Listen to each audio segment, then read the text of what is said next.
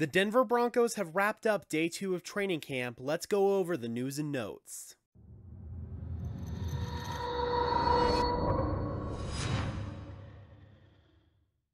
Hello everyone, and welcome to Denver Broncos Syndicate. If this is your first time tuning in, we are part of a network of channels dedicated to bringing you content about our favorite sports teams. I am your host, Gage Madrid. Before we jump into day 2 of camp, if you could just do me a favor and leave a like on this video, as well as subscribe and ring the notification bell. We are trying to reach 1,000 subscribers by the beginning of the regular season, and your help really does push this content out to fellow members of Broncos country. Following the first day of camp being dominated by the defense, Russell Wilson and the offense responded well. Although both units were able to produce some big plays, if I had to narrow down a winner for the day, it would be the offense. The offense came out swinging on the very first play of 11 on 11s as Russell Wilson found Jerry Jeudy deep on a 30-yard crossing route. Wilson hit Jeudy on time and in stride just as he was coming clear of traffic.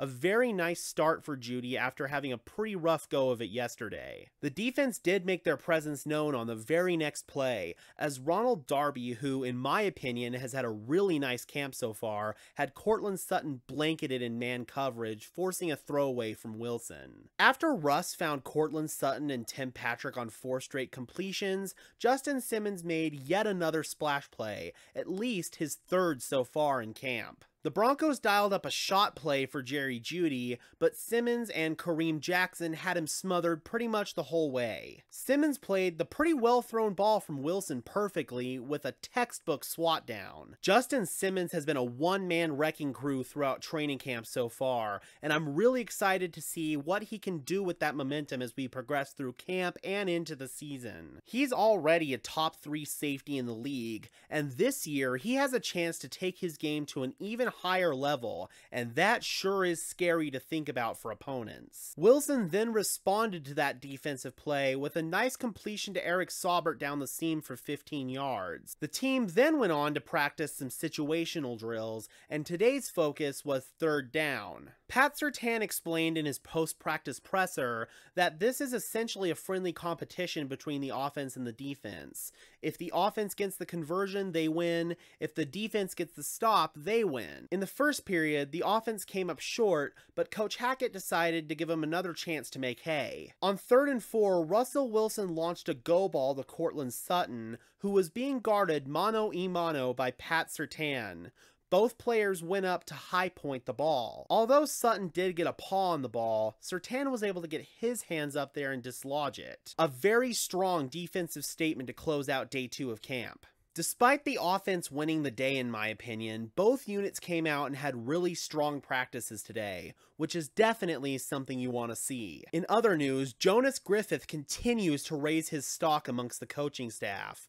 Today was his 2nd consecutive day of getting first-team reps alongside Josie Jewell, and he really has made the most of them. He has been flying around and making plays left and right in the pass game, in the run game, and as a blitzer. Another player that I felt was worth highlighting was Natane Moody. He's been rotating with Quinn Miners for the first-team right guard reps. I believe that this shows that the team is high on Moody and they want to give him as many looks as possible. Revisiting a key storyline from yesterday, although Melvin Gordon did get more snaps in today's practice, it's clear that the team is all in on Javonte Williams as RB1. It's also clear that Melvin Gordon is really going to have to compete with Mike Boone and Demaria Crockett for the RB2 spot. On the injury side of things, there's nothing new to report, which is always a positive.